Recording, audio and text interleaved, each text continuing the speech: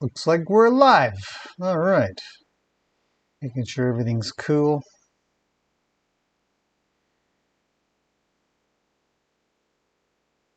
Okay. I don't think anybody's really going to join, but who knows? I am back at my computer. I've been outside for a while. Pretty miserable day today, though. So, I'm working on another interesting project, or at least I think it's interesting. Oh, Maureen and Missy are here. Hello. We're I figured, evening. Hello, Kathy. It's only early afternoon here, so still bright out. I think I can show you guys. It will sort of show up. I've got still daylight. I got Luke. I don't know if you guys can see Luke there. So, anyhow, I can go there again. So what we have going on today, Rebecca's here. Hello, Rebecca.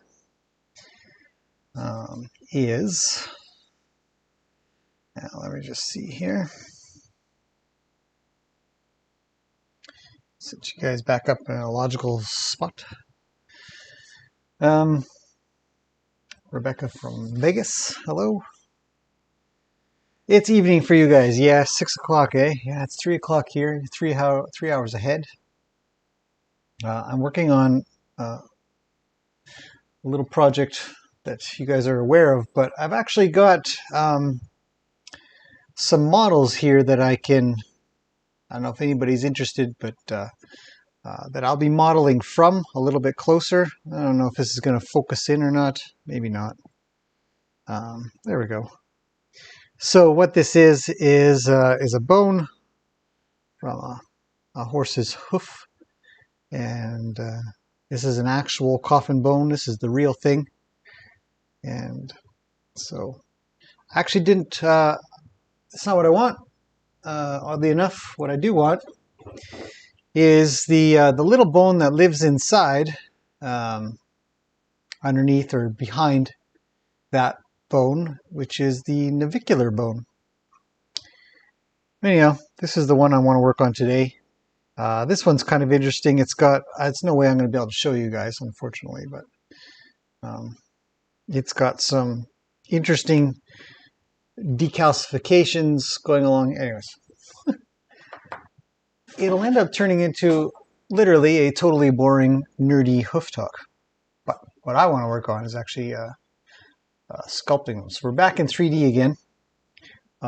Again, I'm inside. I've been outside for a while, but it's miserable enough. It's time to come in for a coffee and some inside work,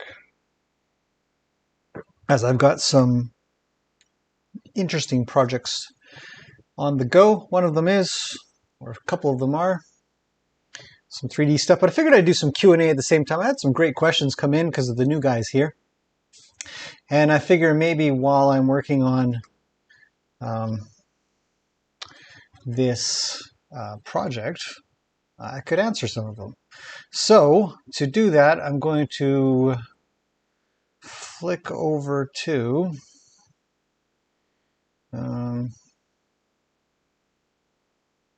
my other window that will give me my comments on YouTube. And that will help me remember everything that everybody asked. So over to the comment section. And I'm looking down.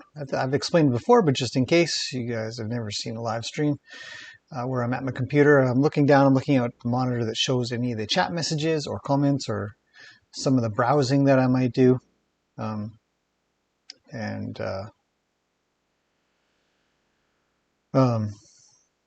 Check on the camera or if everything's working properly, because everything sits on here. And all the work that I'm doing is up here on my big monitor. So hopefully that'll make sense. Debbie's here from the UK. She says 11 o'clock. Going to bed pretty soon. Get up early for work tomorrow. Every time I think to go to bed early, I kind of get stuck in something or doing something, and then I don't end up going to bed till 1 o'clock or something silly. It's crazy talk. Need more sleep. Missy says, why is Romeo back? Hello, Olives, aka Gloria. But, you know, why is Romeo back? Romeo is back because his owner feels like I'm pretty good at getting him used to weird stuff. She wants him used to some more strange things. He's shown some worry or concern over what horses consider odd things, and it could be anything. It could be, I mean, horses are afraid of all kinds of stuff. Sometimes rightfully so, many times it's crazy talk. Like, what is wrong with you, man? So he needs to see some more trouble. And I'll probably do a few videos on it. I've done a pile of videos on this particular topic. I feel like I've done them a lot. And the process, like, I'm not sure. See, I think one of the problems that even I feel I have, I don't know if I'd say anybody else has this problem. I know I have this problem, is where I've seen too many horse training videos. Not that I've seen maybe a lot, but I've seen enough to be, I don't know if I'd almost call it negatively impacted by them. Because the process that everybody puts horses through seems to be so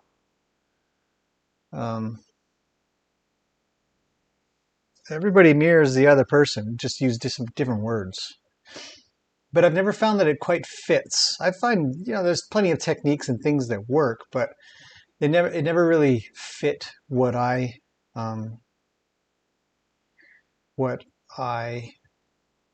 feel is what I'd like to convey or what I'm doing. I mean, it's fine for the most part. A lot of times you're kind of, in the beginning, you're sort of copying until you get your own thing going, you get your own ideas and your own thoughts and whatnot. But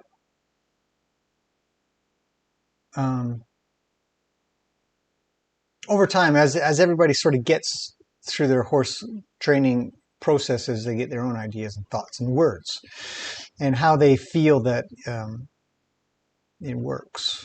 So to me, yeah, I feel like, let's see, what's the way I can put this? I'm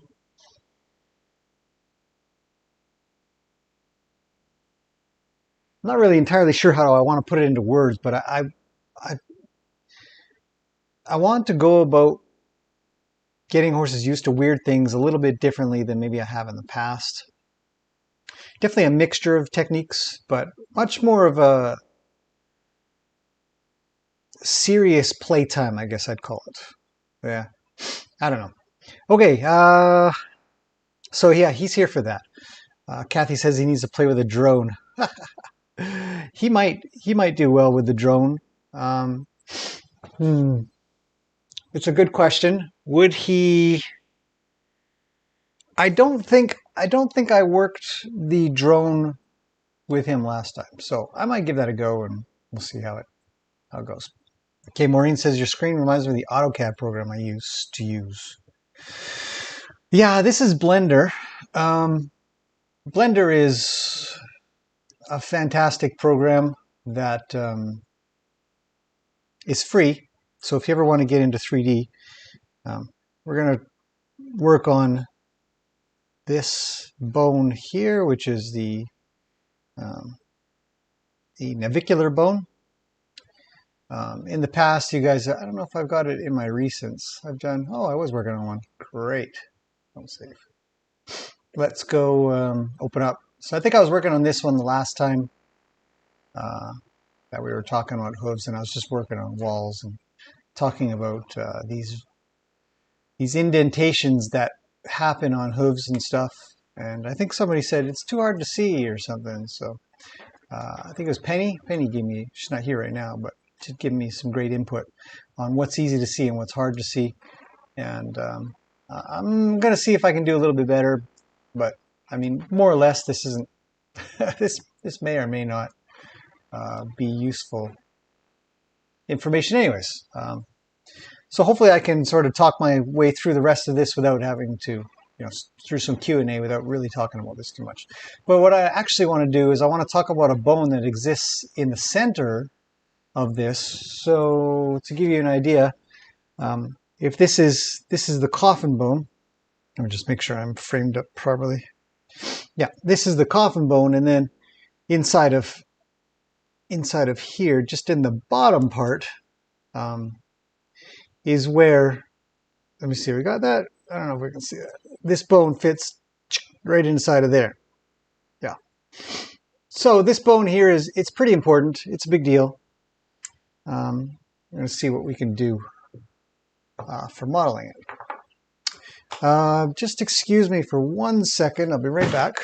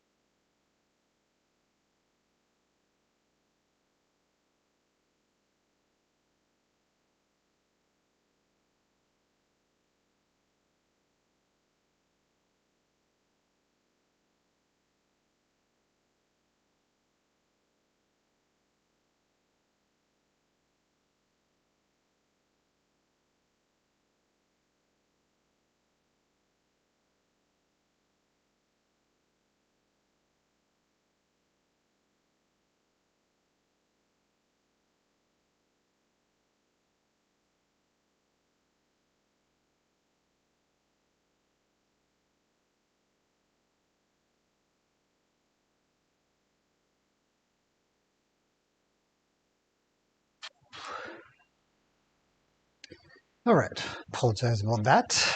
I'm back. Okay, Q&A. So, oh, what do we got? Where's David? David is a little bit busy. I guess I can say he's moving closer, actually, by chance. I'll let him get into the details soon about why and how and all that business. It's all good. Everything's good. He's just busy guy right now, and he hasn't really been around when I've been doing videos. In fact, almost nobody's around when I'm doing videos. It's usually just me, and sometimes that's by design. I've had a few people ask, like, well, when do you do videos and how do you go about doing that? And uh, yeah, it's one of those things where it's easier to do things when there isn't other distractions, some things that need to be done when there isn't something else going on. So I sort of time up quite a lot of my videos when I know that I can dedicate my time and energy towards it. So he's doing great though. Yeah, and he had helped do the dinosaur video, which was a heck of a lot of fun. Sue's here. Hello, Sue. Two Sues are here. All right. Okay, so what we're going to do is I'm going to just put my camera below the screen because you don't really need to be able to see me while we do this. Yeah, see, Sue's got the idea. Didn't he just move? Almost. Okay, a little bit of coffee. Let's get started. Unless there are, well, I mean, I'll watch for questions as we go. Anyhow, so that's from the past stream. Actually, you know what? I'll tell you what we'll do. We will stay with this project. I don't see any problem with staying with this one. And we'll just move this, not that, move that. Move that hoof out of the way, and we're going to make a new object here. Actually, let's go ahead and hide this for now because we don't really need it. And we're going to add in a new, let's see. It's kind of square or rectangle-ish, isn't it? I think we might be good to, let's add in a cube. Yep.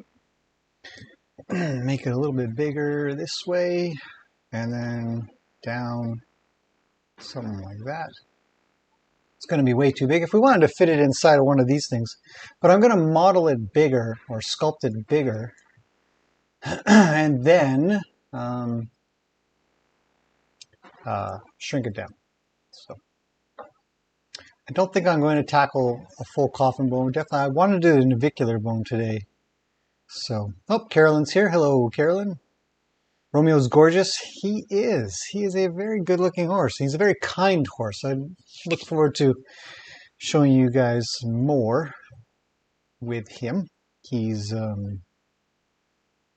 yeah, he's a really just a nice guy. A little worried about stuff, which is, you know, as I said, is why he's here.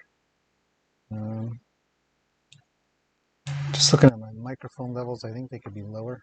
So we'll lower those down a bit. So I'm not so noisy in your ears. And keep it at a reasonable level. All right, so what else we got for Q&A? Let me see if I can get into a few comments. I had some really good ones that I wanted to talk about. I think I can talk and sculpt at the same time. Okay, I had a great comment not too long ago, about half an hour ago, actually. And this person says, I like how you give horses a nice sized stall to live in. I hate seeing people who have so much property but still force their horses to live in a 10 by 10. Really upsets me. It's awesome you share your property with your horses. It's a... Oh, Pop's here. Hello, Pop. Haven't seen Romeo before. He's been in a few videos about a couple of years ago. I linked the... What's it called video? The leaf blower video. From 2 years ago in that video. So you guys could see when he was here. So, great guy. Just needs like all horses, need work understanding weird stuff that humans play around with. So. Okay, so the next thing we're going to need to do is subdivide this a bit and give it some more polygons. Look how much it's shrunk down. Right, so let's bring it up again, and then let's see, looks like a big egg. Let's apply that. And we're going to make it big, but scale it down to fit inside one of these hooves, probably the good hoof. So with this selected, we're going to head off and do sculpting. All right, now I'll switch over to my... I just got to remember what does what. It's getting mixed up as to what. Okay. All right. Okay, so the question... oh, Marianne's here. Hello. Everybody likes his looks. Absolutely. He's stunner. The question or statement in one of the comments was how a person feels that there are people with large swaths of land, but their horses still live in a 10 by 10. It's an interesting thing. I agree. I don't understand it a lot either. Okay, I'm going to be looking at this bone at the same time as trying to sculpt. So first thing we have to do is flatten this sucker down. So let's make for a bigger brush and mirroring. Hopefully the mirror's on the right place. And let's flatten this out a bit. You can see what I'm up to, but just trying to squish it down. Just realized I need it to dynamically topologize. Constant. Oh, it's already on. Okay, good.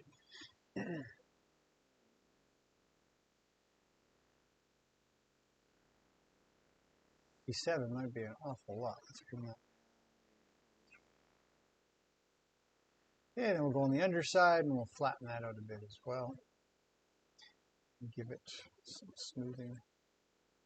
You guys might be thinking, what on earth are we doing? Oh, we're making a navicular bone.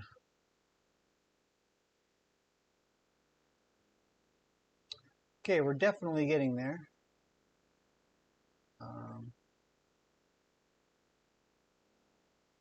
Okay, any more questions? What do we got? Microphone is suddenly a bit weird, echoey, static. Oh yeah? Sorry about that. Anybody else experiencing that? Poof Cat is here. Hannah's here. Hello. Anyway, sorry about the static. I'm not sure how to make it go away. It's literally just a microphone sitting on my desk. All right, so let's make this the low side. I've already brought it down quite a bit. And start sculpting this out. I need a smaller brush.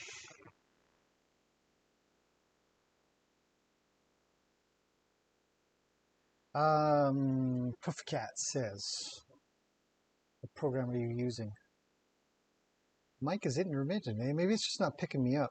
Tell you what, I'll go back to the original volume. Don't mess with stuff that's working, man. Maybe it's just not picking me up well enough. Okay, how about that? Hopefully that's working well.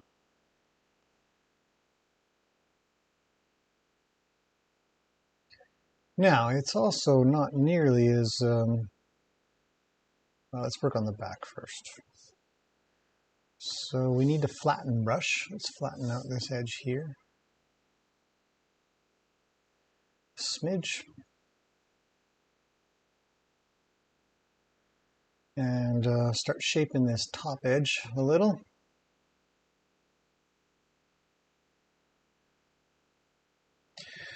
Sculpting is actually really interesting. It's like drawing. You never really know what you're looking at. Like, to be a photographer, sometimes drawing is a really great thing to do, because you start to examine what it is exactly that you're taking pictures of. And sculpting is kind of like that for me when I start to try to understand the objects, the bones and stuff inside of a hoof. I find it fascinating. But I'm kind of nerdy like that, so yeah. Just going to start to take away a little bit here. We'll add it back if we need it. This has got actually a bit of an indentation to it, so we're just going to big sculpt this. All right, Marianne. Not really. There's some weird noise. It's not like I can't hear you, but there's some additional sounds added when you speak, but it's fine. I'm an audio Nazi. Sorry. It's actually maybe because it's. You might be hearing my. Nah, I don't think you're hearing my computer. I'll tell you what. I'll put the receiver in the sender unit a little farther away from some wires and stuff. How about that? Move it away from my phone. I'll give that a go. Maybe I'll put them a little closer to each other. Let me know if it gets any better, or worse for that matter. It's okay to be an audio Nazi. I'm appreciative of that. Okay, I'll move the sender and receiver farther away from other wires, and my phone's on the other side of the desk.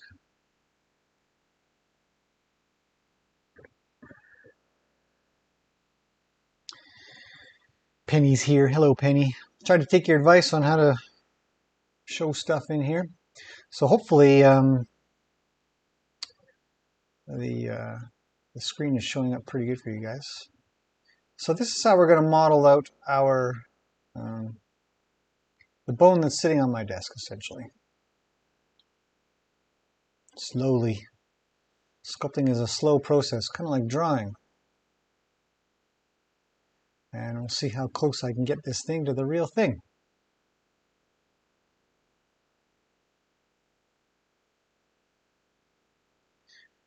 The problem with this bone, actually, I think it's a little bit deformed. So even though I'm going to be, I'll have to take off the mirroring in a little bit so that it doesn't mirror, because there's a defect on one side but not on the other of this thing. So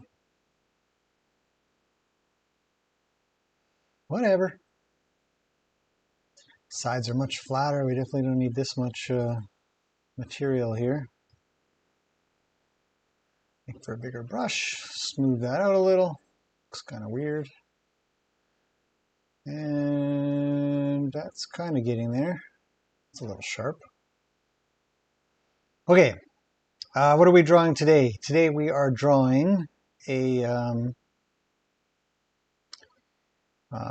navicular bone. And if you're wondering what a navicular bone is, it is the bone that sits here. Let's put my camera back on top for a second. Okay, there I am. Penny. It's a great question. Where have I put? Okay, so we all know what a coffin bone is, hopefully. It's the bone that sits inside of the hoof, biggest bone inside of the hoof. Sorry about the focus. Anyway, so this little tiny bone, it fits essentially like that. So we're working on this one. All right. You might say, what are you working on that for? Oh, because it's ever so much fun. Okay, I got myself turned upside down. All right, so get rid of me again. Nobody needs to see me. Lighter is better. Good. Okay, so on the topic that I was starting out with in my questions, there was somebody who had mentioned that having a horse in a, I don't think I've got this long enough, or it's too wide. Let's make this, yeah. Gotta flatten this out some.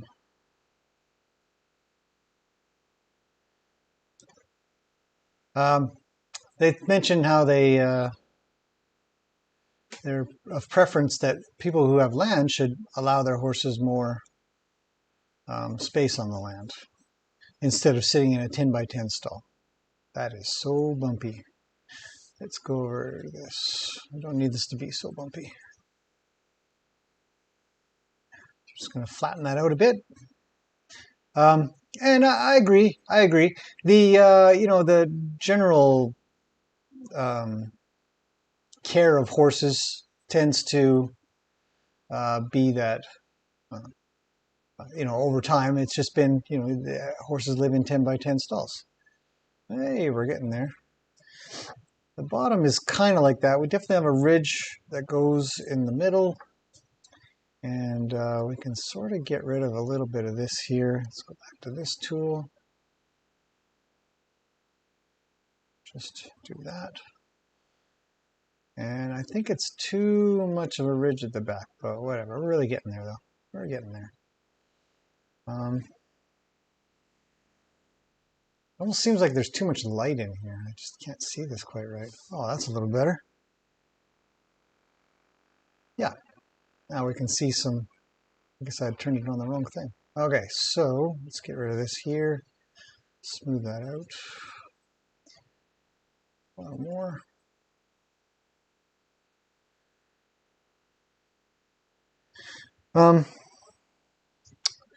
It takes time for people to learn about new things and understand there's different ways to take care of horses, feeding wise, space wise, all that kind of stuff. Yeah, I agree. 10 by 10 stalls are not for horses. This is not right. Let's build this back up again. And start shaping out this a little more. Smooth out this whole thing. It looks so weird being half smooth, half not smooth. Oh, Helium Otterson is here. Welcome. This is Blender. Blender is a free 3D program that we use in the world of 3D. Oh, this brush is too big. 3D modeling, compositing. Yeah, it's pretty good. I really like it. I like that it's free. It's very powerful. Once you get the hang of it, yeah, it works really well. This bone is way too bumpy in here. Let's get this cleaned up a bit. Can't tell what I'm doing. All right, there we go.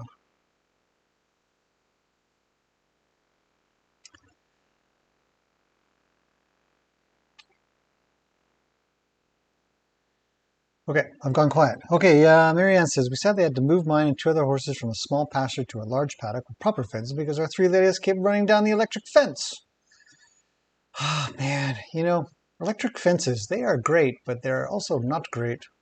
Okay, we got to start moving some stuff around. This is not working. Let's go this way. I agree, electric fences are great. If horses don't really give a crap about them, though, then it's a matter of time before they just knock them over and run through them. And then you're like, well, hey, I guess that's not really going to work out at all. No, it isn't.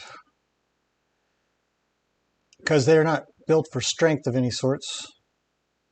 I still think this whole thing needs to be bigger. Okay, longer. Let's move this out a bit. Yeah, something like that. That's a little bit better. Now we're getting somewhere. This is definitely not like this. So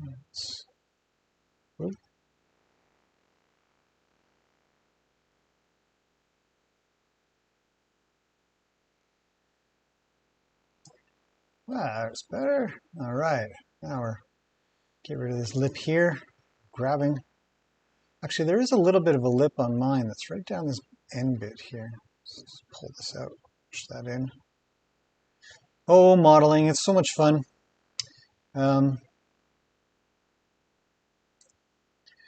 Like I said, it's great for understanding when you really want to get the hang of what stuff looks like and why it looks the way it does. Modeling is where it's at. Sculpting, modeling, drawing. It's a little too sharp of an edge here. Let's add in a little bit of material carefully. Oop, that's way too much. All right. That's not right. Let's build this back up. Okay, let me see. Electric fencing in the old barn was a mess. I could touch the fence in wintertime without getting zapped, so the horses gave no... We can't swear on this channel, can we? They gave no poops. They went for nightly walks. Went for nightly walks. Came back home in the morning because that's where the food was. Yeah, horses. I think the only horse that's ever ran through an electric line is, of course, Gracie.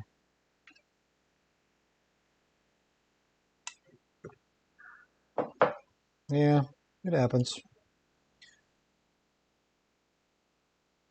Such a miserable day outside. All right, moving on. So yeah, but people are changing. There are definitely there's not a trend to go towards smaller spaces for horses. There's a trend to go towards bigger spaces, and there are plenty of people who are already on the ball for that. So it's good. Okay, it's a pretty sharp edge on this side, but I'm just going to leave this as is. The only thing I'm going to do to change this shape a little bit, just going to grab this here, bring this down. It's not quite as pronounced, at least not on this coffin bone, or navicular bone as I look at it. And the wings, the little edges kind of come out a bit more, one side more than the other, which is interesting. And these are definitely not this high. So we'll bring that down as well. Sort of blend into the wings a little bit better than that. And then all inside of here, we're going to grab what's called the crease tool. I could use a crease tool or a scrape. Actually, I think we'll scrape. And shrink this down. And right inside of here, just going to scrape away a bit of material. This area here is actually quite porous. I think I will use the crease tool and just crease that in just a little more near the top, like that. And this one again is also asymmetrically, yeah, it's not going to be, this is not quite representative. I'm not entirely sure how I'm going to go ahead and make some little holes, because it's actually quite porous, like Swiss cheese. Yeah, something like that. That might do for now. Okay, I think I've got the back done. And I'm going to just do, oops, wrong tool. Just going to drag down a little here. Get a bigger brush. Something like that. Let's give that a bit of a smooth. Looks weird. Drag that down. Words. A little more, and then we'll just smooth it out.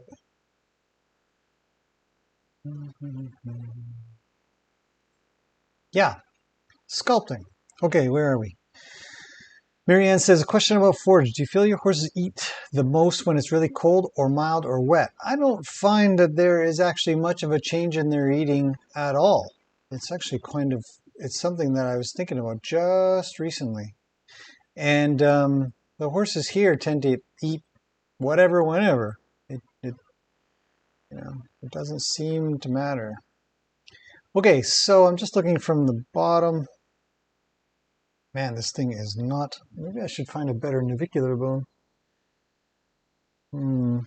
I've got a few here, which is probably weird, but whatever.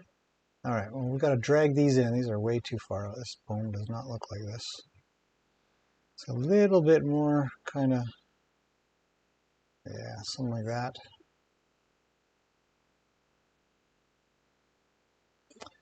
Yep, better. It's pretty chunky in the front here. I don't know if we need so much of this chunkiness. Let's bring this down a smidge.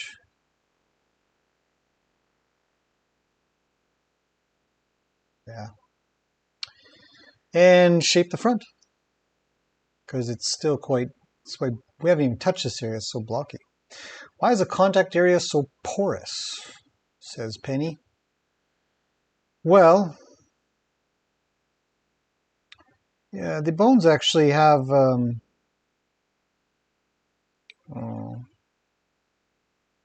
blood flowing through them. There's actually holes that are supposed to be there.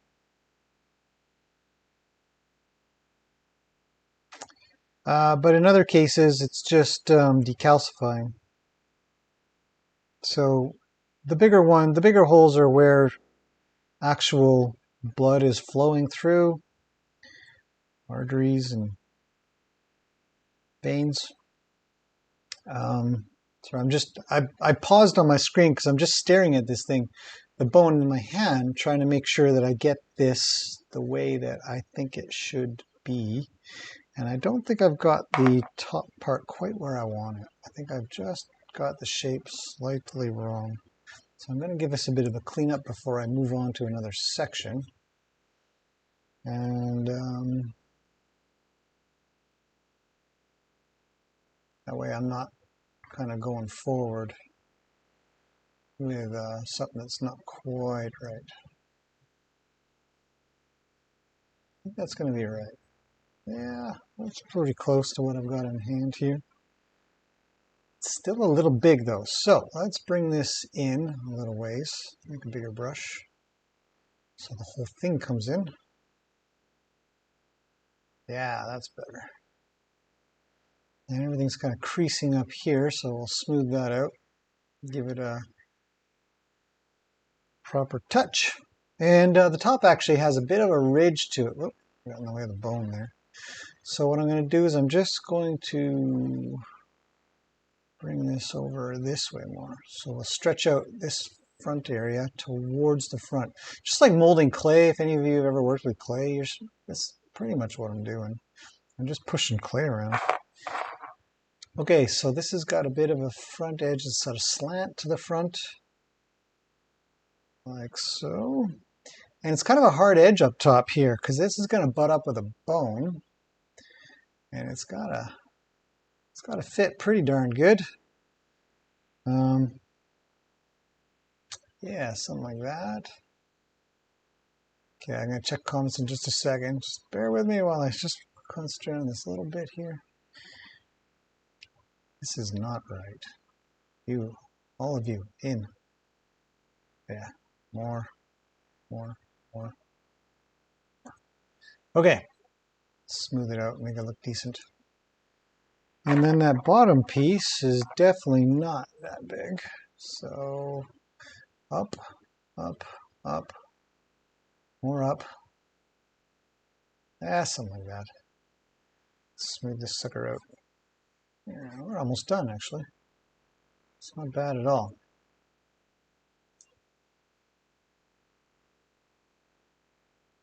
You just shove that in like that a little. Smooth it over. Yeah, a little more in. This has got to connect up to the next bone, which I'll sculpt in time. I don't think I'll bore you guys with that. Okay, but oh crap! I just grabbed something. There we go. There. Okay. Horse Anatomy 101 art class, all in one. A little bit, yeah.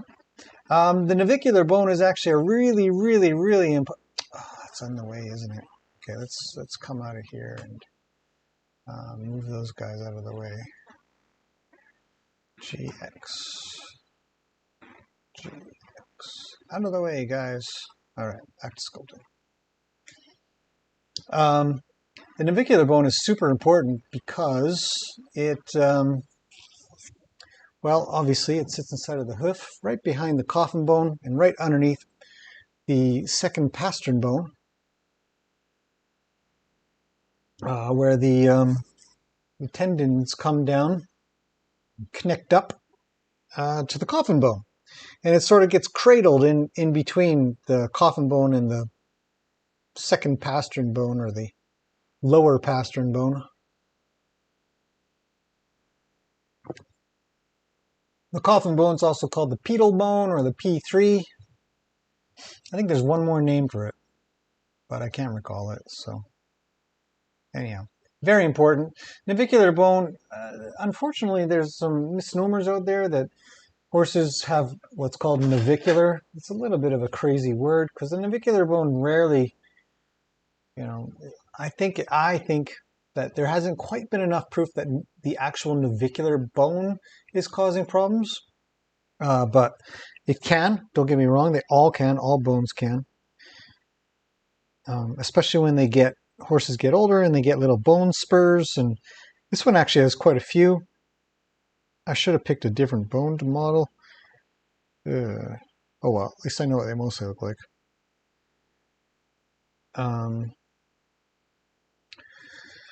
Anyways, yeah, pretty important bone. Okay, I'm almost done actually. For what I need to be able to do,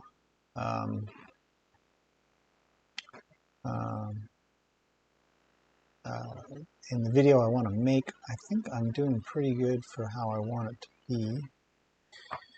Okay, where is my coffin bone?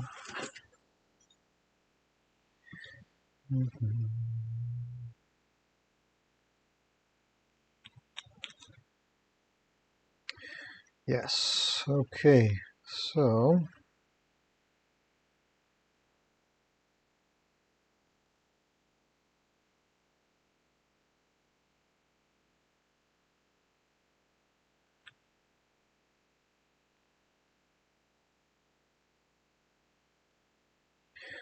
it's quite an interesting puzzle to put together sometimes.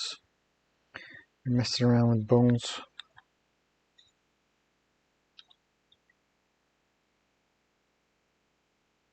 You can start to see how one bone is probably impacted or bothered the other.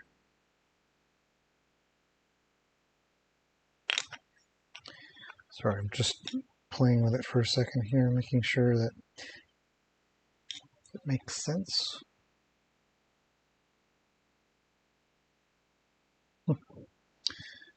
Okay. Okay, we got a Miss Spinner B8. How do people choose their YouTube names? All right. A friend of mine who boards at the same barn lost one of her 2 horses, natural causes. Should the buddy of the deceased horse be allowed to see his friend's body? Gee whiz, that's really player's choice, isn't it? I'd personally probably choose no. But Marianne says it's a great idea. I don't know. I don't think I'd know. I don't have any experience. I don't have any horses that have been allowed or led to go see one of their dead friends. I think it's probably fine overall. I don't think they'd be traumatized by it or something like that. They'd probably think, what's going on? Are you asleep? Would they understand? It's hard to say. Just feel like this bone's not quite got it. I'm looking at it and I'm thinking, because the one I have is really asymmetrical.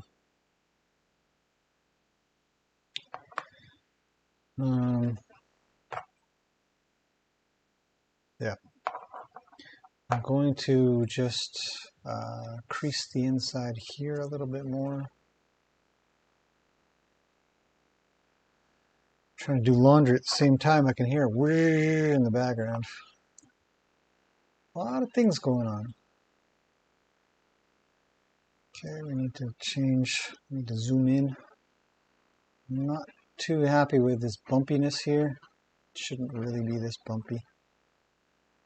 Well, actually, funny thing is the bone I've got is actually quite bumpy, but I don't want the model looking so bad. Let's smooth that out. Okay. Back to the crease button.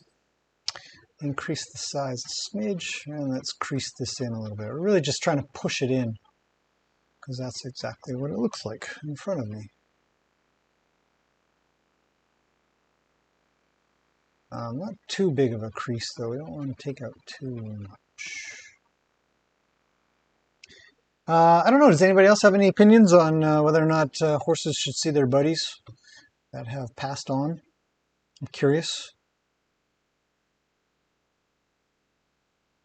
Penny's got a question. How does navicular disease manifest itself? Well, all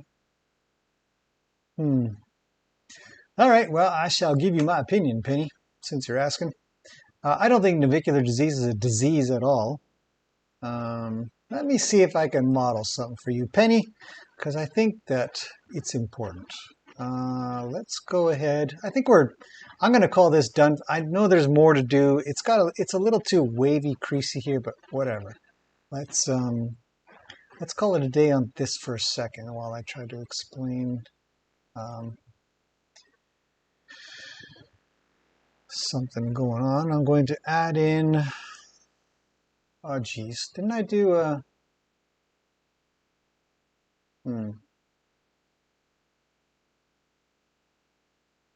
oh, I don't know if I did, but I'm going to add in a sphere here and hit Control-2, subdivide it, apply it, and then we're going to go back into sculpting mode. Actually, what we should do, forget it, just sculpt it. Forget it. Come around, take a look at that navicular bone there. Okay, Penny, I shall... L.M. Otterson says, I don't see a need to let a horse see their friend that has passed away. I really have no idea. I wish I did have an idea, and I wish I did have something useful to add to the conversation. Oops, I don't want that. Do I want that? Sure, no. Yes, I do. Okay. I don't, yeah. I'm kind of useless at that because I just have no idea. I think maybe. All right. I'm going to very quickly model out a bit of a navicular, or not navicular, I just did that. A coffin bone. So we're going to start pulling stuff around a little bit here. And the front, we need the front out a little ways. Got to be a little more round than that, folks. Yes, it is. Let's bring that front bit in then. Looks ridiculous.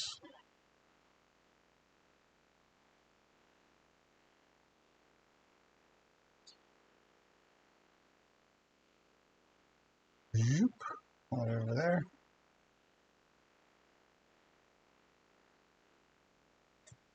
Lucky for me, I happen to have a coffin bone right in front of me. Aha.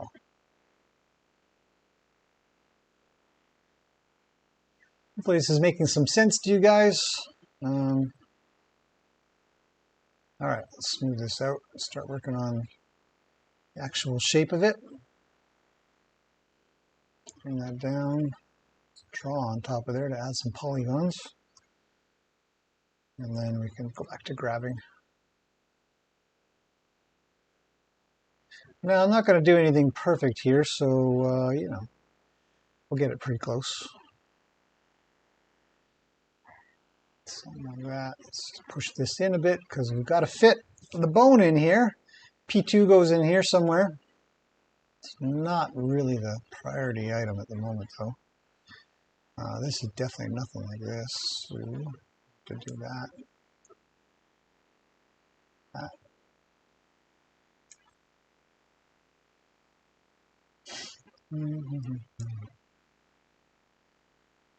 Ah, see, we need some polygons here. All right.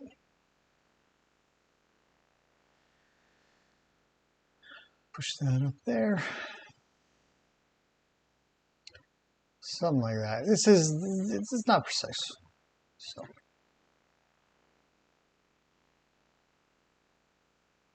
but it's not bad. Can't be too far off of what it actually looks like, can we? That's pretty good. We're getting there. Okay, any more? What do we got?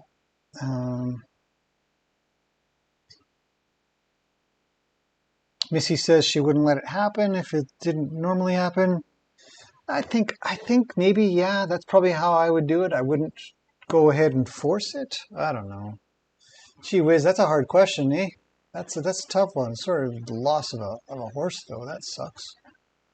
Nobody wants that. It's. I know somebody who recently lost their dog. Very sad, super sad. They're sad. I feel sad. You know. Coffin bones are much sharper than this. I'll see what I can do to get this to look a little bit better. Ah, get out of there.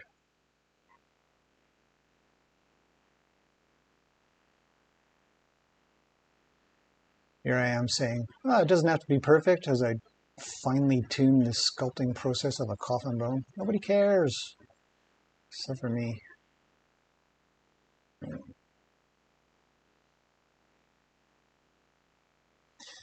Okay, let's clean this up a bit.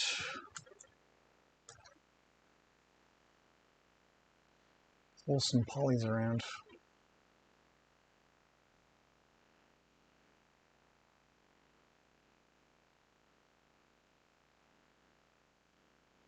Okay, where are we? Marianne says, mine was very stressed, even with other herd mates, until she got to sniff. Others might be fine.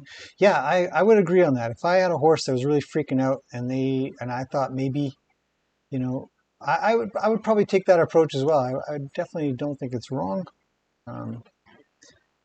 I just don't know. I don't know if I'd know what to suggest in a normal case. Like if the horse was, a horse died, another one's like, anyways, I'm just going to go eat or something like that. I don't think I would really push too hard.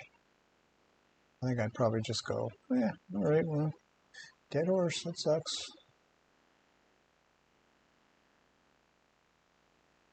I feel like these little wings are just a little bit long, but it's about right.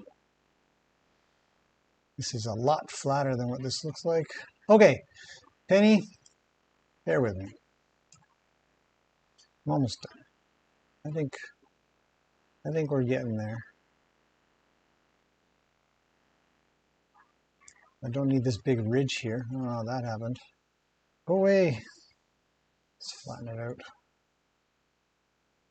I want it flattened. Somebody tell me now.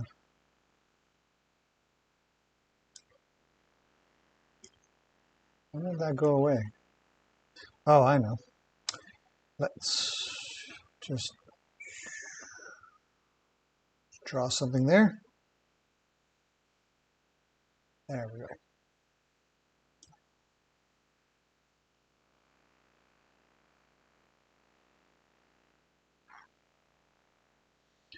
Back to flattening. Shrink that down. Gotta get it close. Okay, so that's somewhat of a coffin bone. That might flatten this front edge. It looks ridiculous. Definitely shouldn't be quite that pointy.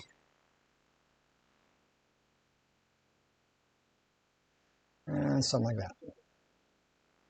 Whoa, did too much there. All right. Okay, Penny, let's do this. So, navicular disease or problems. So let's grab our navicular bone. GX. G5. It's backwards. Rotate X 180. And I guess we better make it fit, hadn't we? Scale it down.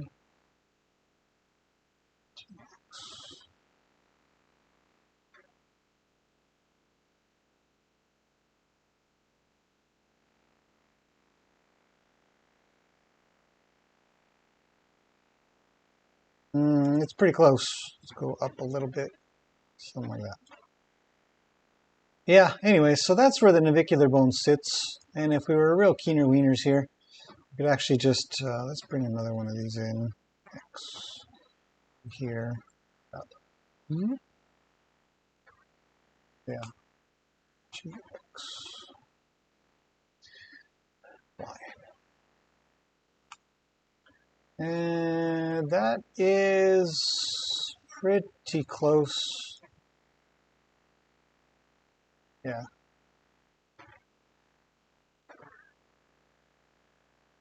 All right. Everybody see that? Okay, where are we? Questions? Where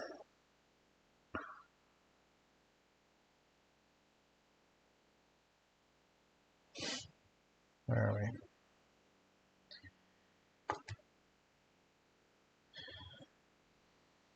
Oh, Bridget's here. Hello. All right, I'll put myself back on the display. Okay, so horses need enclosure. I'm not entirely sure. I would, when they're dying, when one has died. I mean, look at Peggy. She's gone. You know, many horses have been here that my horses have met, and then they just leave in a trailer. I don't know if horses, you know, suddenly having to say goodbye. Well, Toodles will never see you again. Whether it matters when they die, I'm not sure. I don't think there's anything wrong. I don't think they get traumatized by seeing a dead friend. I don't know. I don't know. That's a great question for somebody who's done a lot of it. I don't know if they can. I've heard. I don't know about. I've heard anecdotal sort of ideas that horses can hear heartbeats and stuff. I think they can tell if something's breathing or not, or if it looks lifeless. I would expect. I think all animals or all beings can grasp that something's not alive anymore. Yeah, so they might figure that out and be like, "Well, you're dead," and then they walk away. I kind of wonder if a horse would wonder, "What killed you? Is it still here?" You know, I don't want to die because I think that would be kind of normal if we came across one of our friends. You know, what killed our friend? Along with being sad, obviously. Oh, MS Spinner B8, Spinner bait. I get it. Fancy. All right. Carolyn says, "You have any blankets with Luke on it or Romeo?" I definitely don't have any with Romeo. I'd have to take some pictures. I did have one with Luke. He is with, let's see.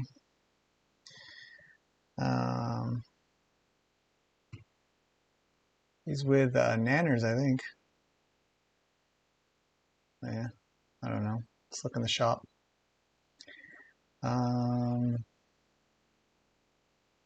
Yeah, this one here. And then when you go into the blanket thing, there's a pile of them that you can kind of just look at by just sort of clicking on it. So there's Luke and Roni. Luke and Roni again. These ones are just ones that I've sort of set up, and that's Luke and Nanners. Yeah, I mean, I can take any picture that I want. I just happen to do a bunch of them.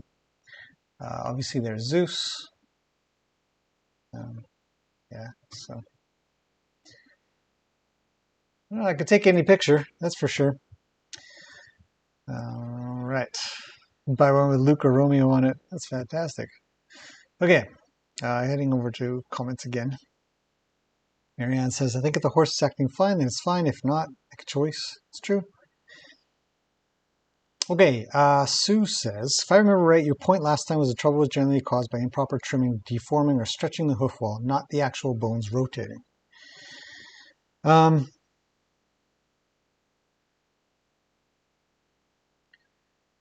Missy's doing laundry as well. It's hilarious. Curly Top is here. Hello, Curly Top. Okay, so Penny, sorry, coming back around. If we look at the hoof here, let's see. Okay, so now we also need to bring in the tendon, the deep digital flexor tendon.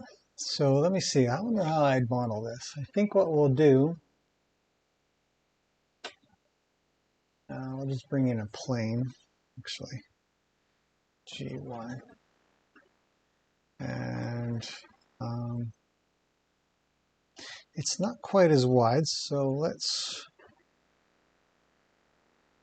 play more, probably about that width or so, and scale that on the Y. So I'm just going to see if I can't model this out a little bit. Control R.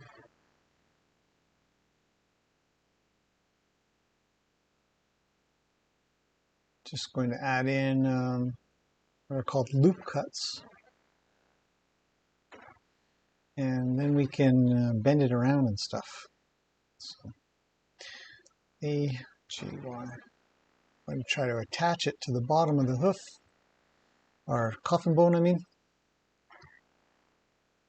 Pretty much where it would be if it was actually. Okay, that's good.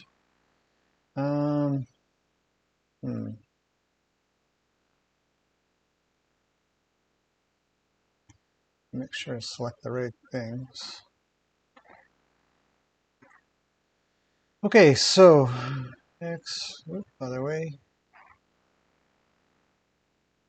G, Z.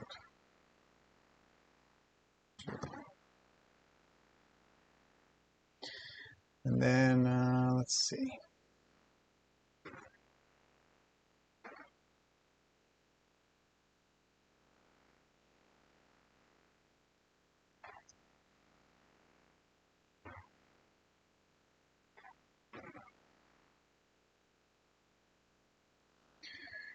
Yeah, all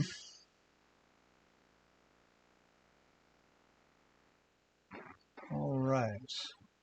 That's probably going to be reasonably representative of what's happening here.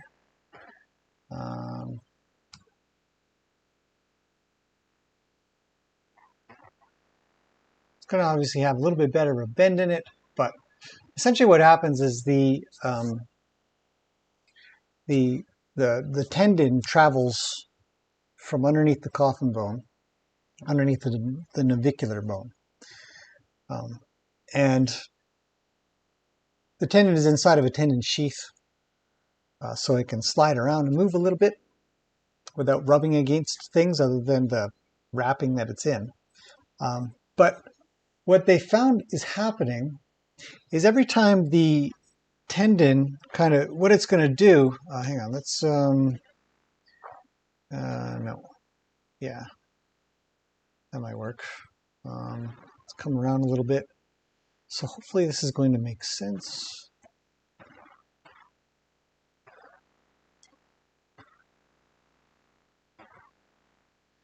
Let's see. Trying to think of the best way to show you this.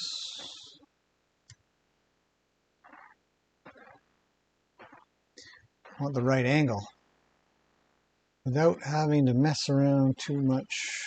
Okay, that'll probably work out well. So what happens is the tendon, when the horse is walking,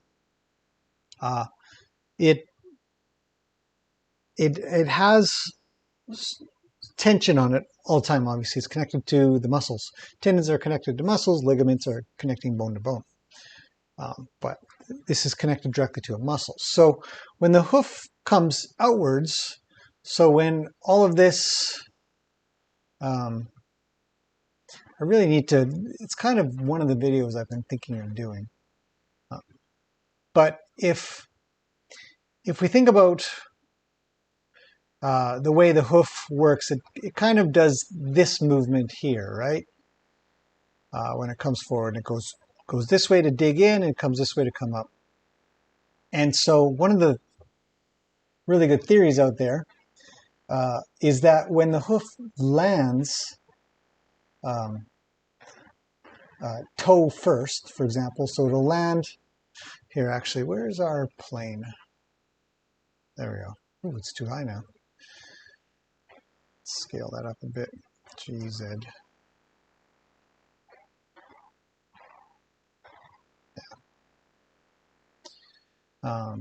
When the hoof goes to land, let's go ahead and group these guys up. Actually, forget it.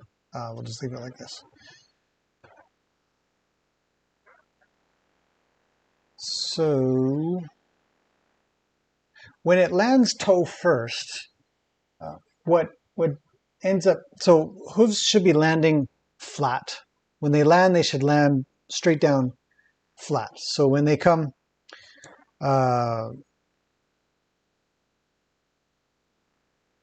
let's see, let's go like this.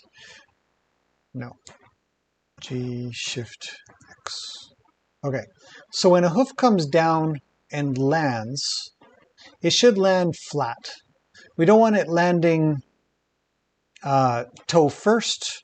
So if I rotate everything here this way and then bring it up, we don't want a hoof landing so that it hits toe first. We want it to land flat. And when it doesn't land flat, what happens is, or when it lands toe first, the back of the hoof, it hits toe first, and then it slams the heel down, essentially. So it'll immediately correct to be flat. And then, so what happens is this tendon here that lives underneath the coffin bone ends up having sort of a whip snap, kind of the bone comes in and hits that tendon. And the idea is that the navicular bone, the little bone that lives under here, ends up sort of crashing a lot into the coffin bone and P2, which is this bone. Sorry, like that. So P2, which we have not modeled, so here I am fumbling away on a camera. I should be doing it on the screen. P2 lives there, and then the navicular bone lives there. Focus, camera. Good job. So with the tendon coming from underneath, it ends up, messing around with that navicular bone an awful lot. It's kind of destructive. Now, the other comment was that I had commented on how trimming greatly affects this problem. So a navicular problem is really just, many cases, it's been shown, has nothing to do with the navicular. It can end up being the navicular bone, but it's actually a lot to do with the back of the foot and how weak it is. And a lot of these horses have really underrun heels, which I have not modeled or done to show you guys, but I don't think I have any here. But essentially, the whole heel starts to fall in underneath itself, and it all gets dragged, and the toe gets long, and it becomes painful. So they'll land toe first, more or less. So no matter which way they run around or walk, it hurts. So it sucks. Anyway, so yeah, the tendon here that goes up the leg ends up getting quite worn as well. Horses get tendon problems. The bones inside of there have problems. So a navicular disease is never really, it's not a disease. Like, the definition of disease is definitely not what happens here. It's bone calcification and decalcification through physical trauma and lack of proper blood supply. So, anyways, Hopefully that makes sense, Penny. It's a great question. Sean O'Sullivan from Ireland. Welcome back, buddy. Just arrived in the stream. How are you? I'm good. How are you? I was wondering a very tough question for a first-time horse riding as a beginner. What gender would you choose? I would choose gelding. Marianne says flat in all gaits. No. And hills make a difference as well. What made you start working with horses, says Margaret. Well, a while ago, I'd say about 11 years ago now. Maybe 10. I decided to take lessons. I didn't like horses when I was a kid, but I wanted to get past that. For some reason, I had a sudden desire to I live in a city, moved to a city at that time. Horses are everywhere, and I thought, they're kind of nice to look at and be around. Maybe I'll give that a go. And so I did. And I took some lessons, and I did well. And then we went on a trail ride. And it was the first trail ride of my life, and I just loved it. I thought it was so much fun. A good challenge, great exercise. And I knew there was a lot more to it than what I was being presented with. Great teacher, nothing bad to say, but I definitely knew there was way more to it than what I was being presented with. And I thought, I think I'm going to check that out. So I ended up buying a horse, which became a really great teacher and started me on all this hoof stuff, actually, because it was a big deal. She wasn't doing well. She was an old thoroughbred that had very bad feet. Yeah, and that went okay. And then I got Luke, and just went from there. Now I own 4. I don't know. Once you get into horses, if you can stay in it, I made a business out of it. I did computer stuff, obviously, and I figured I could combine the two quite well over time. The more I understood horses, the more I could combine it with, obviously as I'm doing now, working with 3D software to understand and get rid of this tendon that looks silly. I'll do a better tendon in time, obviously, but for now it's not important. So anyhow, so I was originally actually just modeling this navicular bone, which actually turned out quite nice. Pretty happy with that. Should definitely have a bit of rotation on it, but we're going to leave it as is. Something like that. Could probably do better on the coffin bone, but that wasn't my point today, was it? No.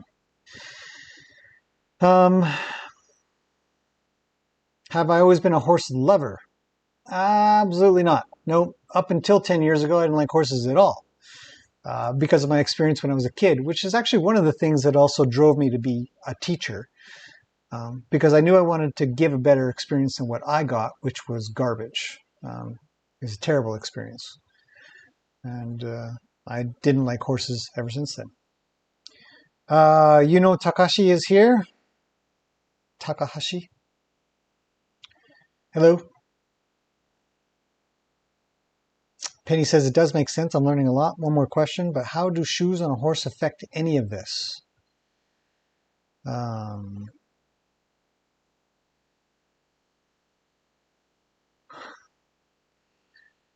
Penny, this is a big question. I would say there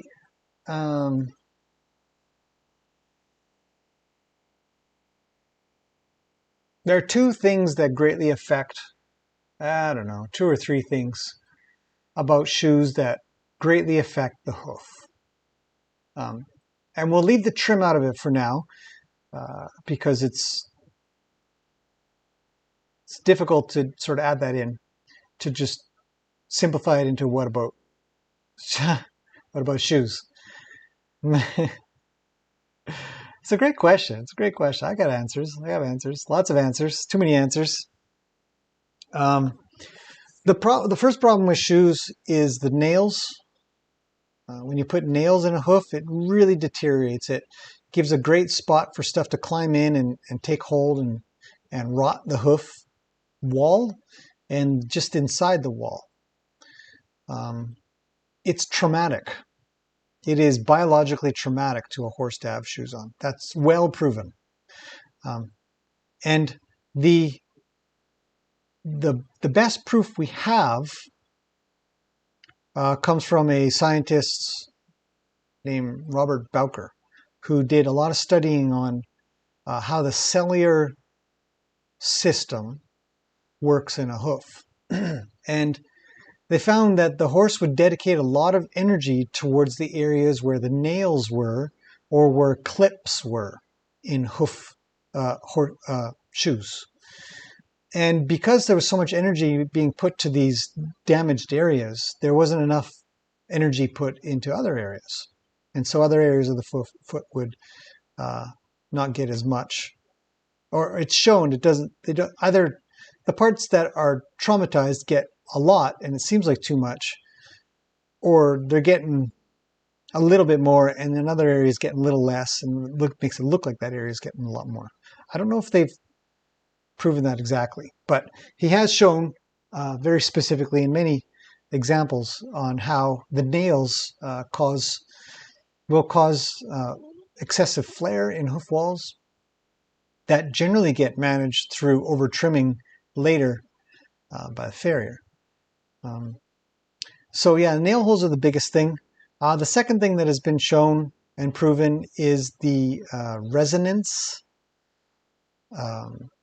when the shoe hits the ground. It makes a particular sound. The sound wave is at a particular pitch that it actually causes severe damage to the inside of the hoof, to the vascular structure and some of the bones. If you think about it, like pile drivers, construction guys being out with pile drivers, hand ones, they're very concussive, and it's a piece of metal usually hitting rocks, and that travels up the arms. And they found that a lot of these workers had a lot of damage to their hands, wrists, and it's the same in horses. Yeah, so that's well proven. So those two things. And then the third thing about shoes is that they provide what's called a constant peripheral loading. Peripheral meaning the outside edge of the hoof. If we look, let's see. If we look at this hoof here,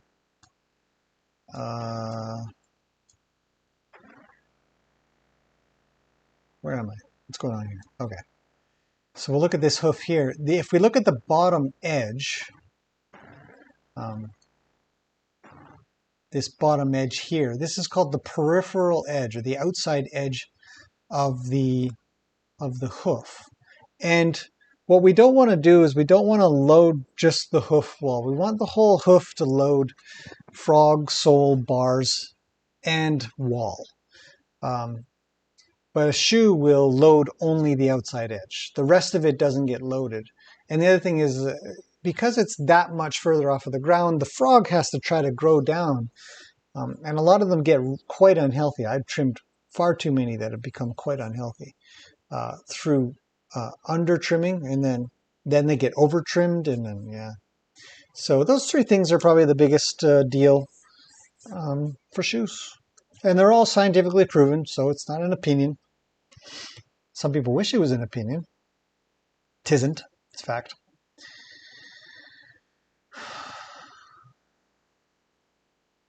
Hank is here. Hello, Hank. I've been caring for a horse which is 15 and no training. She will let me touch her when feeding. Where do I start? You've already started. Touch her when she's eating. Great. Fantastic. Keep working at that. Build on that as much as you can. Make sure you can catch her. That's probably a pretty handy thing to be able to do. From there, it's groundwork. Yeah. Sue says, could conformation affect how the hoof lands in addition to how the hoof is trimmed? Yes. Yeah. Margaret says, what work did you used to do? I used to do programming, video work, 3D work, um, project management. Yeah. As a desk monkey. I did tech support. I lived in Japan for a number of years, and I worked at Citibank as tech support for the bank. For the inner workings of the bank, actually, is probably a better way to put it. It's about 300 people or so, and that was fascinating. So I did that as well.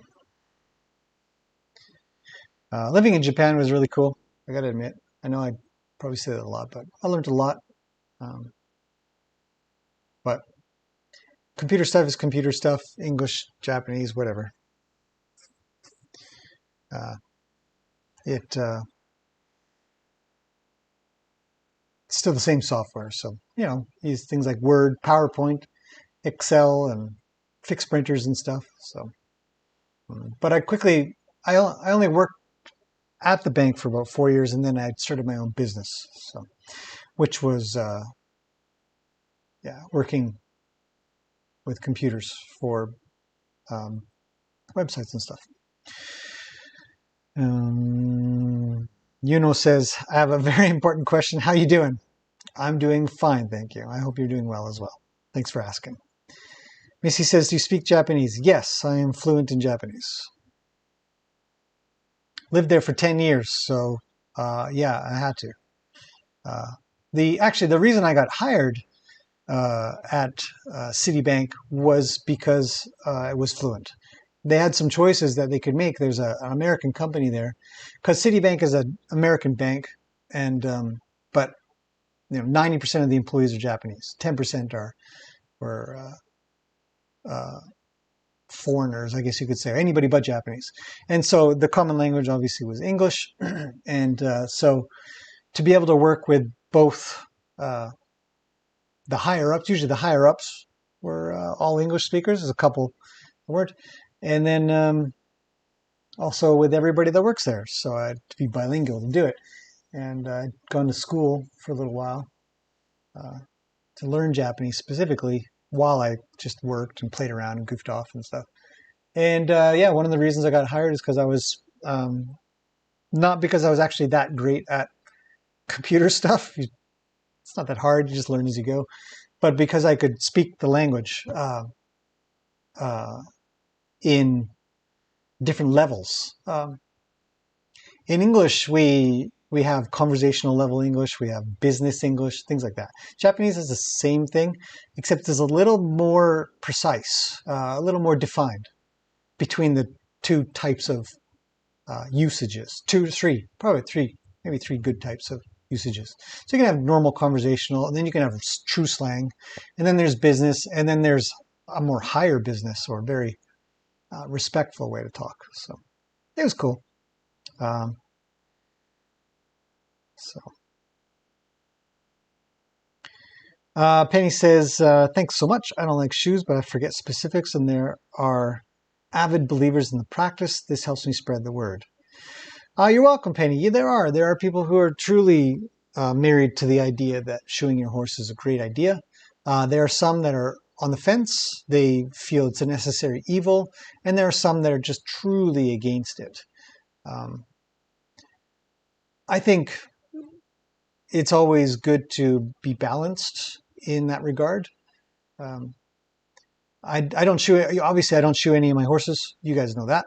I have no desire to shoe any of my horses. I have no need, or I don't feel like I have any need to shoe them.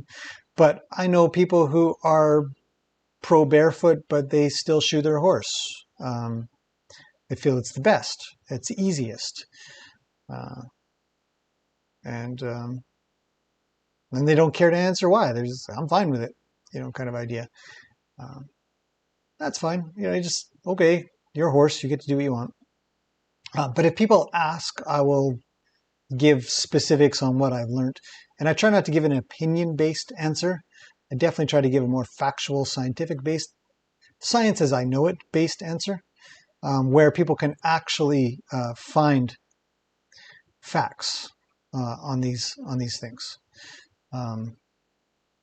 So it's not refutable. It's not an opinion. It's like, oh, that's just what you think. Nah, it isn't. Well, there are some things that I do think, um, and they're based off of the facts that I feel like I've learned. So that's a lot of reason why I'm trying to get more information out in a more understandable way. So Penny asking a question like that is really actually quite helpful for me to um, understand what others may ask or what you're being asked, and people are like, no, this works great. This is no problem at all.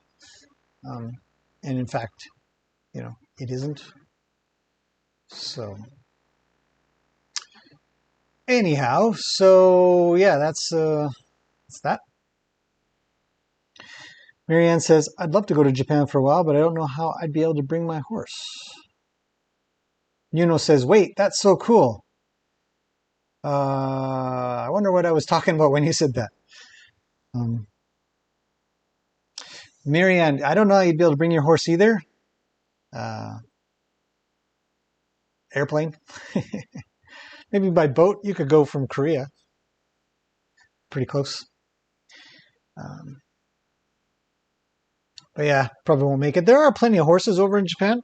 I didn't see any. Now that I was not into horses at all while I was there, obviously. But I'd like to go back, and I've searched out a few rescues that exist in Japan. There are a couple of rescues out there that take the race horses. Horse racing is very big in Japan. It's a couple of big racetracks out there. Oh, that I'm fluent in Japanese is really cool. Yeah, well, gotta learn it. Live there. Missy says, what would be a need to shoe a horse?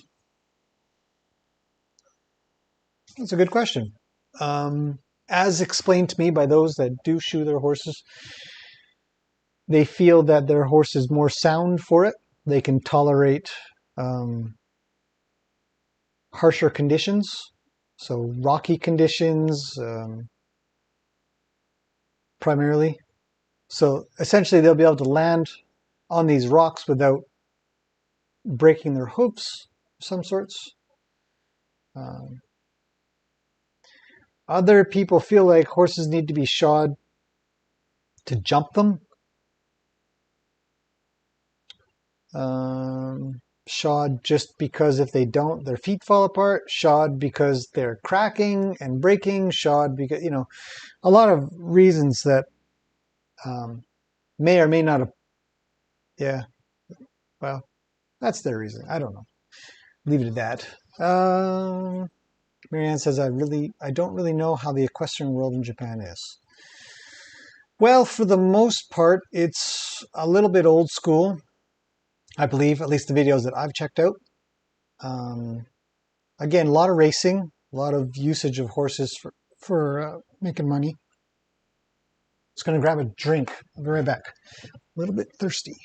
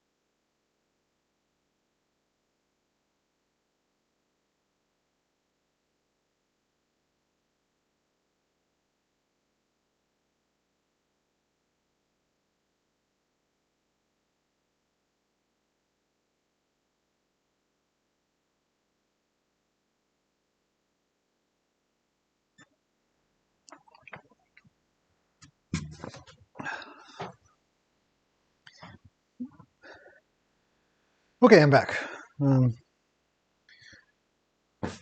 Drink of water.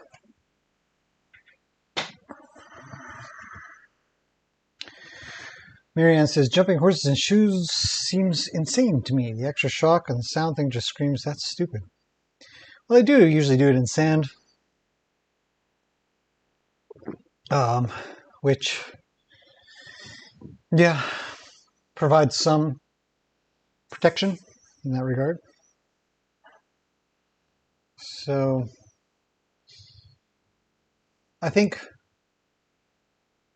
the bigger thing that I think about is the rigidity of the shoe, because when a horse goes to land, the hoof wall itself is going to want to expand a little bit and move around.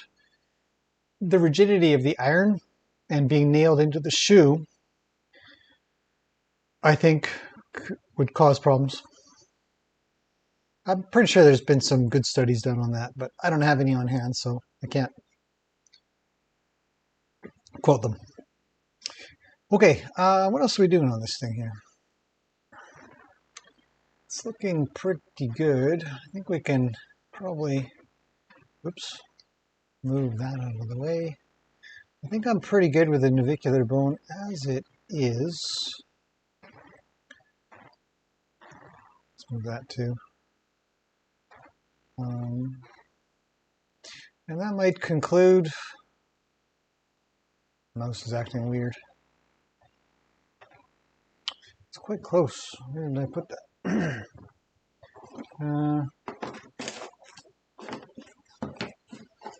going to grab another one here and do a comparison.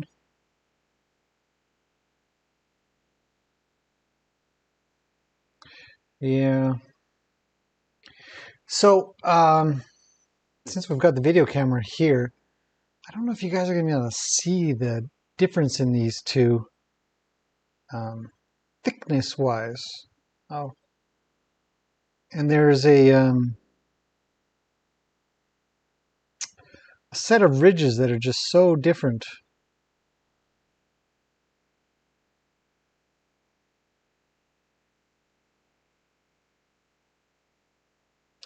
Whether they're younger or older. So I think maybe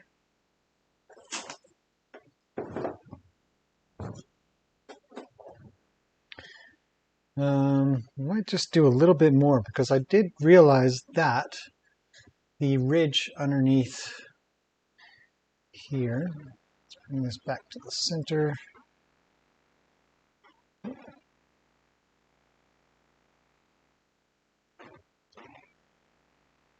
And then we also have to make sure that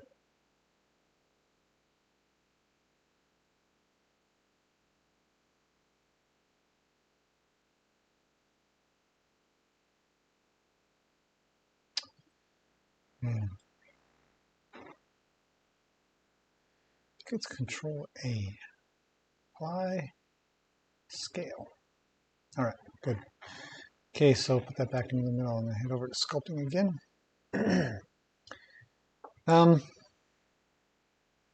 Whoa, Marianne, it's 1:30 in the morning. Good night. Thanks for popping in. Great bunch of comments and questions. Hopefully you have a good sleep, and we'll see you again soon. I'm going to finish this up a little bit more. It is 4:30 for me, so I'm going to do a few things. Dinner time is coming up shortly. I guess I better get on with that kind of stuff.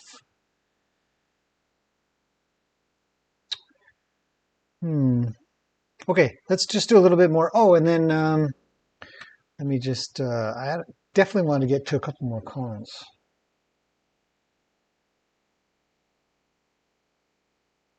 There's a good couple of questions in here somewhere. Boy, the video with Romeo sure is a popular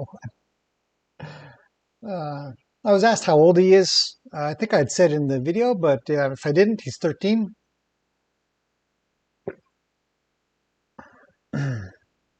So he's same age as Lena.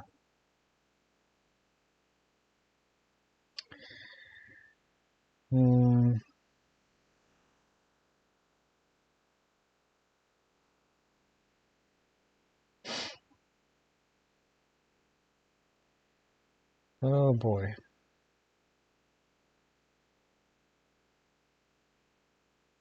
I'm scrolling through what feels like 500 comments on how good looking this guy is. He really is.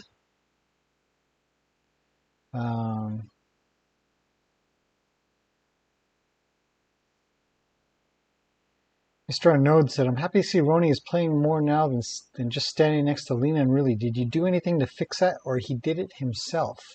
It was an interesting question to get that, or an interesting thing to get that, because I've done absolutely nothing, almost nothing with Roni, and uh, he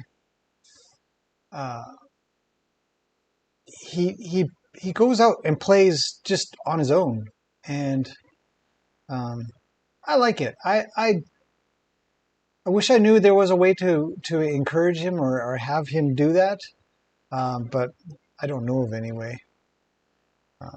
So great question. I don't think you're going to be here to see the answer to that. But horse behaviors when playing or hanging around with. Oh, I did not just do that. Let's bring that up. It's quite hard to get them to do anything different than they're already going to do. So, he's going to play with them or he's not.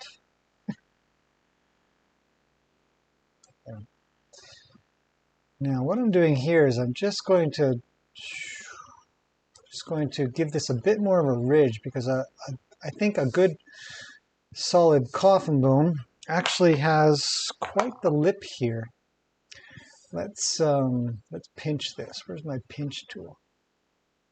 Oh, and then on that note, you guys definitely don't need to see me staring at my screen, so get rid of that. Pinch. There we go. So just going to pinch in here a little bit. It's going to try to pull these things together and give just a different bit of ridge here.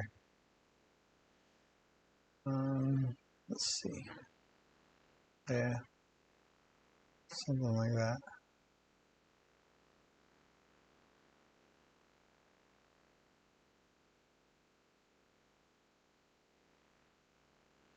Because it actually is quite a hard edge. Okay, let's see.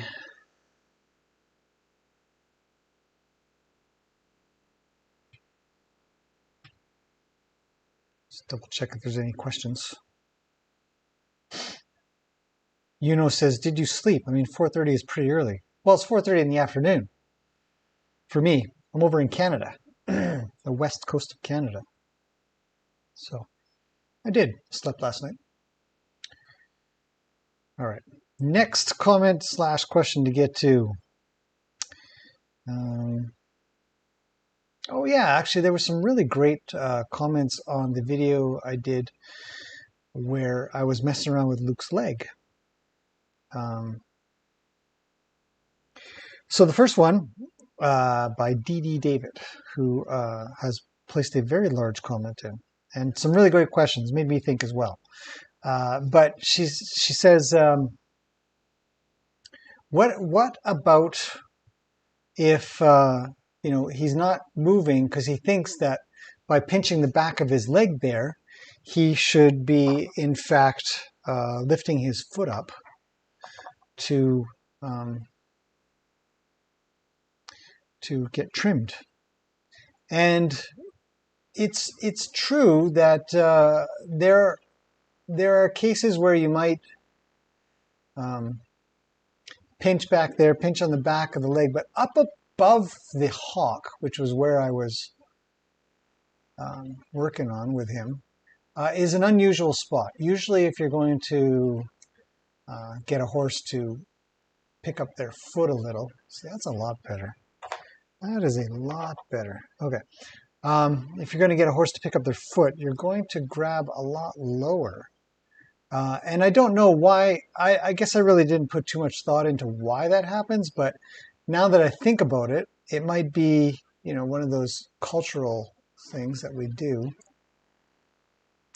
in the horse world. Because to grab up above the hock might be a little bit silly. It might be one of those things where it looks like playtime to a horse. And you don't want to play. You're not there to play. You're there to pick up their feet. So I don't think I would tend to grab up there. And he's not really used to that, so I don't think he thinks about that as well. But I do think he was wondering what is this guy doing? and it might have bothered him a bit. But that's good. I mean, you can still teach him. Just say, that's okay, you can get used to this. It's cool. Okay, I'm just looking on the underside, and I see that it goes all the way back, but I'm just slowly just bringing this out. And then this can go in a bit.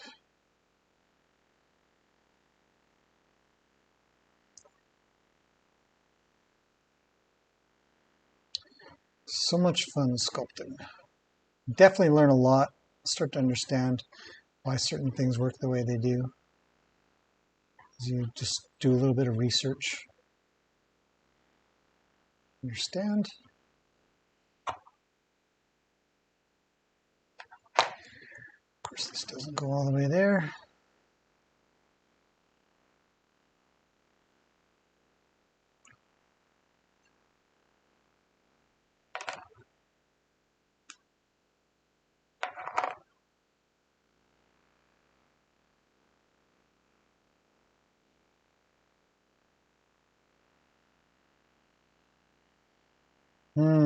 Yeah, that's coming along. Let's give that a quick smooth over. Okay, what else we got? Next question there. Okay, so Shell says, also regarding horse communication, I wonder if some of their interactions are like those I've seen with cats and dogs, where the communication is subtle but very clear to the other, but not easily noticed by an observer. That is the story of my life with horses, I swear. And I try to communicate that an awful lot to people, that there's so much we don't see, but hopefully we can see. So the more we pay attention to the big stuff to understand it, hopefully the more we can get down to paying attention to the smaller stuff that leads to the big stuff. Yeah, it's a good point. Okay, number 3, Temple Grandin says she has an entirely different way of thinking, perceives, and understands things in pictures. She believes animals, especially horses and cows, think in this way. I cannot say, but I'm certainly open to the idea that other species, even other people, may experience perception in very unique ways, which most of us don't. To think that horses or cows think in pictures, that totally makes sense to me, because they don't really have a language like we do, or we write stuff down. One of the best things about humans is the fact that we've created languages where we can pass on our knowledge to the next person or next of kin or whatever, to anybody, because we can write it down, we can draw pictures, we can do all kinds of things and pass on our experiences directly, like having a connection from one brain to another. So if they were to think in pictures, that makes a heck of a lot of sense. I don't know what it would mean overall, but yeah, it's a great thought. So, great comment. I can't wait to respond to it, actually.